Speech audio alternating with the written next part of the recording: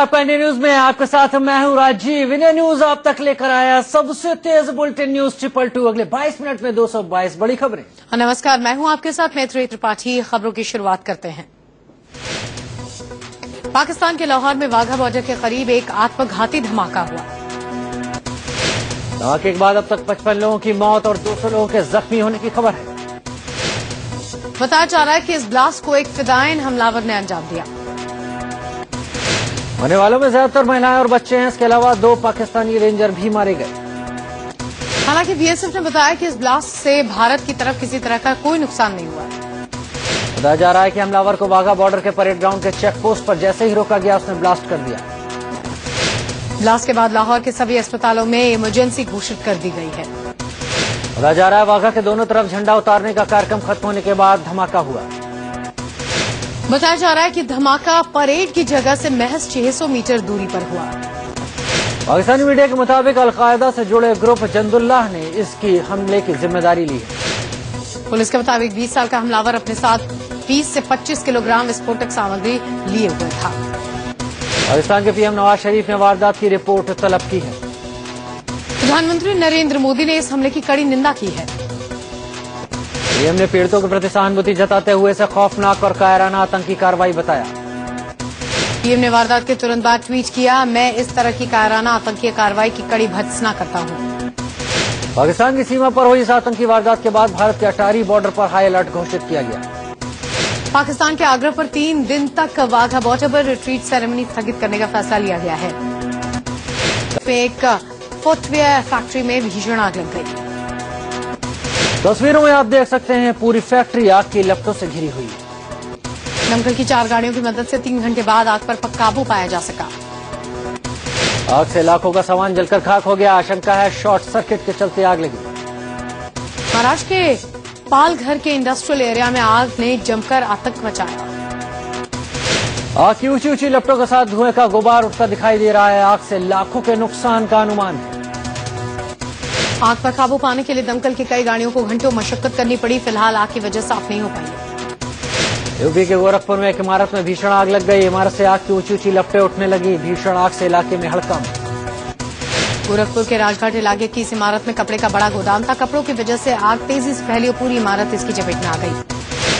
आग बुझाने के लिए दमकल की आधा दर्जन गाड़ियां नाकाफी साबित हुई। आग के तांडव से निपटने के लिए एयरफोर्स की मदद लेनी पड़ी। आग के बीच से कपड़े के सामान को बुझाने के चक्कर में गोडाउन का एक कर्मचारी झुलस भी गया। करीब 6 घंटे की कड़ी मशक्कत के बाद आग पर काबू पाया जा सका। उधर शिमला में सेना की पुरानी बिल्डिंग में भीषण आग लग गई। देखते ही देखते आग ने पूरी बिल्डिंग को अपनी चपेट में ले लिया। दमकल की गाड़ियों ने घंटों की मशक्कत के बाद आग पर काबू पाया, लेकिन जब तक आग पर काबू पाया जाता बिल्डिंग का एक बड़ा हिस्सा जल चुका था। यूपी के सीतापुर जिले में टूटे पड़े हाईटेंशन तार की चपेट में आने से 4 बच्चों की मौत हो गई। हादसे में एक बच्चा घायल भी हो गया, जिसका इलाज लखनऊ के ट्रॉमा सेंटर में चल रहा है। हादसे के बाद जिला प्रशासन ने पीड़ित परिवार को मुआवजा दिलाने की बात कही। इस हादसे में बिजली विभाग की लापरवाही साफ तौर पर सामने आई है। दिल्ली के दरियागंज इलाके में कुछ अनजान लोगों ने आकिब नाम के एक शख्स को गोली मार दी। गोली आकिब के पैर में लगी है। आकिब का इलाज एलएनजेपी अस्पताल में चल रहा है। पहले किसी ने आकिब को फोन करके बुलाया और जब आकिब वहां पहुंचा तो उस पर गोली चला दी गई। परिवार के मुताबिक रिंकू नाम के किसी लड़के ने आकिब पर गोली चलाई। पुलिस ने जान से मारने की कोशिश का मामला दर्ज करके जांच शुरू कर दी है। दिल्ली के न्यू अशोकनगर इलाके में एक कार ने 4 लोगों को कुचल दिया। 4 घायलों को लाल बहादुर अस्पताल में भर्ती कराया गया। घायलों में से एक की हालत गंभीर है। पुलिस के मुताबिक कार का ड्राइवर मनोज नशे में धुत था। पुलिस ने ड्राइवर को गिरफ्तार कर लिया। घायलों में एक का नाम धीरज, दूसरे का नाम पुरुषोत्तम और तीसरा घायल का नाम जयशंकर है। लखनऊ में 22 अक्टूबर को हुए गैंगरेप हत्या केस को सॉल्व करते हुए पुलिस ने मुलायम सिंह नाम के एक आरोपी को गिरफ्तार किया। यूपी के मेरठ में बदमाशों ने ताबड़तोड़ फायरिंग करके 3 लोगों की हत्या कर दी। लड़कों पर जब हमला हुआ तो वो एक रेस्टोरेंट में खाना खा रहे थे। पुनी वारदात ब्रह्मपुरी इलाके के एक रेस्टोरेंट में हुई। बदमाशों की फायरिंग में रेस्टोरेंट मालिक का बेटा गंभीर रूप से जख्मी हो गया। यूपी के शाहजहांपुर में एक बेकाबू ट्रक ने टेम्पो सवारों को रौंद दिया। हादसे में 7 लोगों की मौत हो गई, जबकि 6 लोग जख्मी हो गए। आगरा के गुलाबनगर इलाके में कारखाने में जबरदस्त विस्फोट हुआ और दीवार धराशायी हो गई। दीवार के नीचे 8 लोग दब गए, जिसमें से 4 को निकाल लिया गया। यूपी के एटा में एक चोर बोलेरो गाड़ी चुरा कर ले गया। चोरी की तस्वीरें सीसीटीवी कैमरे में कैद हो गई। गाड़ी रात में एक घर के सामने खड़ी हुई थी। चोर ने अपनी चाबी से बड़ी सफाई के साथ बोलेरो का दरवाजा खोला, उसके बाद गाड़ी स्टार्ट की और रफू चक्कर हो गया। यूपी के हरदोई में बदमाशों ने दारोगा को गोली मार दी, जिसमें वो गंभीर रूप से जख्मी हो गया। हालांकि गोली लगने के बावजूद उन्होंने बदमाश को घर तक पहुंचा। पंजाब के गुरदासपुर में बीएसएफ ने 22 किलो हेरोइन जब्त की। जब्त की गई हेरोइन की कीमत करोड़ों में आंकी जा रही है। आगरा में चल रहे आरएसएस के युवा संकल्प शिविर से एक संदिग्ध शख्स को गिरफ्तार किया गया है। आरएसएस के शिविर में संदिग्ध शख्स की गिरफ्तारी के बाद पुलिस की सुरक्षा व्यवस्था पर सवाल। संदिग्ध की शिविर में एंट्री कैसे हुई, फिलहाल इसका पता नहीं चल पाया है। पुलिस संदिग्ध से पूछताछ कर रही है। हरियाणा के नरवाना में एक महिला ने 4 बच्चों को जन्म दिया, जिसमें 2 लड़के और 2 लड़कियां हैं। फिलहाल महिला और चारों बच्चे पूरी तरह स्वस्थ हैं। बच्चों का वजन कम होने की वजह से उन्हें हिसार रेफर किया गया है। राजस्थान के पुष्कर मेले में ऊंट के अनोखे डांस ने लोगों को हैरानी में डाल दिया। ऊंट मालिक ने उसे 2 चारपाइयों पर चढ़ाकर शानदार डांस दिखाया। भारी भरकम ऊंट 2 चारपाइयों के ऊपर थिरक रहा था। ऊंट मालिक के चारपाइयों का ऐसा बैलेंस बनाया कि न चारपाइयां टूटी और न ही ऊंट फिसला। उत्तराखंड के राज्यपाल अजीज कुरैशी ने जामा मस्जिद के इमाम बुखारी की निंदा की है। कुरैशी ने कहा कि पीएम मोदी को अपने कार्यक्रम न बुलाकर बुखारी ने देश की जनता का अपमान किया है। बुखारी पर निशाना साधते हुए कुरैशी ने कहा, पीएम मोदी को न बुलाना चिंताजनक, निंदाजनक और खेदजनक है। कुरैशी ने कहा कि आतंक फैलाने और सीमा पर तनाव बढ़ाने वाले नवाज शरीफ को बुखारी बेवजह हीरो बना रहे हैं। अजीज कुरैशी ने कहा, देश के मुसलमान बुखारी की नहीं सुनते। सीएम बनने के बाद पहली बार गृहनगर नागपुर पहुंचने पर देवेंद्र फडणवीस का जोरदार स्वागत किया गया। नागपुर पहुंचकर महाराष्ट्र के सीएम ने खुले ट्रक पर चढ़कर पूरे शहर का जायजा लिया। नागपुर पहुंचे फडणवीस ने लोगों के बीच जाकर फोटो खिंचाए और उनसे बात कर उनका आभार भी जताया। सीएम देवेंद्र फडणवीस ने गृह और शहरी विकास समेत कुछ अहम मंत्रालय अपने पास रखे हैं। महाराष्ट्र में नई सरकार के मंत्रालयों का बंटवारा कर दिया गया है। कैबिनेट मंत्री एकनाथ खड़से को राजस्व, कृषि, पशुपालन, डेयरी और अल्पसंख्यक मामलों का जिम्मा सौंपा गया। सुधीर मुनगंटीवार को वित्त और योजना के अलावा वन मंत्रालय भी दिया गया है। कैबिनेट मंत्री विनोद तावड़े को शिक्षा, खेल, संस्कृति मंत्रालय दिया गया। मंत्री प्रकाश मेहता को उद्योग और खनिज मंत्रालय के अलावा संसदीय मामले की जिम्मेदारी दी गई है। चंद्रकांत पाटिल को सहकारिता और टेक्सटाइल मंत्रालय का जिम्मा सौंपा गया है। पंकजा मुंडे को ग्रामीण विकास, जल संसाधन और महिला बाल विकास की अहम जिम्मेदारियां दी गई हैं। विष्णु सावड़े को आदिवासी विकास और सामाजिक न्याय मंत्रालय की जिम्मेदारी सौंपी गई। दिलीप कामले को आदिवासी विकास और सामाजिक न्याय का राज्य मंत्री बनाया गया है। विद्या ठाकुर को ग्रामीण विकास के अलावा जल संसाधन और महिला बाल विकास में राज्य मंत्री की जिम्मेदारी दी गई। महाराष्ट्र में फडणवीस सरकार में शिवसेना के शामिल होने पर अभी सस्पेंस बरकरार है।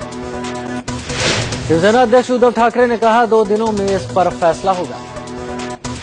एमएनएस सुप्रीमो राज ठाकरे ने सीएम देवेंद्र फडणवीस से मुलाकात कर अहमदनगर दलित हत्याकांड की ठीक से जांच करने की गुजारिश की। एमएनएस सुप्रीमो राज ठाकरे ने कहा, वो टूरिज्म पर सीएम को प्रेजेंटेशन देंगे। वहीं महाराष्ट्र के नए सीएम देवेंद्र फडणवीस ने Z+ कैटेगरी की सिक्योरिटी लेने से इंकार कर दिया है। महाराष्ट्र सरकार ने एनसीपी सुप्रीमो शरद पवार की सुरक्षा की Z+ सुरक्षा में कमी न करने का फैसला लिया। हालांकि अजित पवार और आर पाटिल की सिक्योरिटी Z कैटेगरी से घटाकर Y कर दी गई है। सूत्रों के मुताबिक एनएसजी में जवानों की संख्या कमी के चलते कुछ वीआईपी नेताओं की सुरक्षा में कमी का फैसला जल्दी ही लिया जा सकता है। यूपी के सीएम अखिलेश यादव और एसपी मुखिया मुलायम सिंह यादव की Z+ सुरक्षा में कमी की जा सकती है। इसके अलावा लालू प्रसाद यादव और फारूक अब्दुल्ला की सुरक्षा से एनएसजी को हटाकर सीआरपीएफ या सीआईएसएफ को लगाया जा सकता है। पीएम ने विदेशों में जमा कालेधन की पाई वापस लाने की बात कही। पीएम ने लोगों से कहा, काले धन को वापस लाने की मेरी कोशिशों में कोई कमी नहीं रहेगी। अपने रेडियो संदेश में पीएम ने कहा कि ये किसी को पता नहीं कि विदेशों में कितना काला धन है। कांग्रेस प्रवक्ता शोभा ओझा ने पीएम पर गुमराह करने का आरोप लगाया। ओझा ने कहा कि बड़े बड़े दावे करने वाले मोदी अब कह रहे हैं कि उन्हें नहीं पता कि कितना काला धन विदेशों में जमा है। काले धन पर बनी एसआईटी के चीफ जस्टिस एमबी शाह ने कहा, कोई भी ये नहीं बता सकता विदेशों में जमा कितना काला धन भारत लौट पाएगा। जस्टिस शाह ने यह भी कहा कि प्राइवेसी क्लॉज के चलते विदेशों में काला धन रखने वालों के नाम सार्वजनिक नहीं किए जा सकते। पीएम नरेंद्र मोदी ने दूसरी बार रेडियो के जरिए देश से मन की बात की। पीएम ने देश के युवाओं के लिए नशे की लत को अभिशाप बताया। पीएम ने कहा, देश में सफाई अभियान का असर दिख रहा है। बच्चे इन दिनों स्कूल जाते हुए रास्ते से कचरा उठा लेते।